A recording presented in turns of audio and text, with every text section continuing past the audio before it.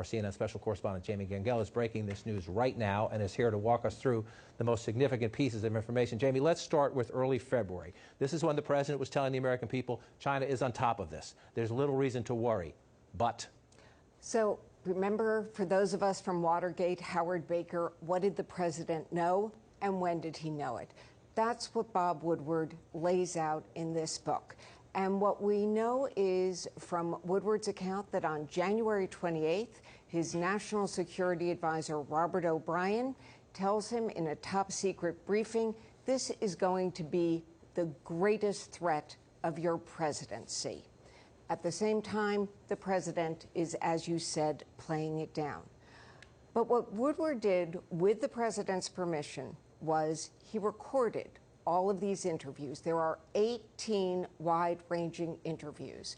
And what we're going to play you first is the president in his own words, February 7th, telling Woodward in striking detail just how much he understands about how deadly and dangerous the virus is.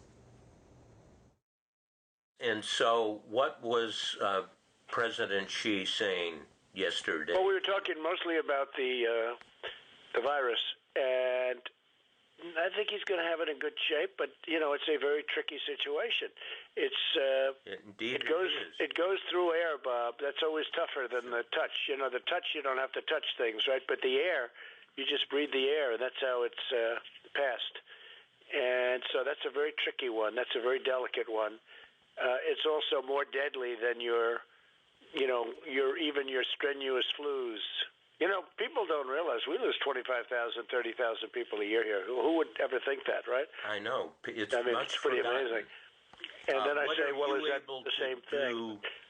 This is more deadly. This is 5 per. You know, this is 5% versus 1% and less than 1%. You know, so this is deadly stuff.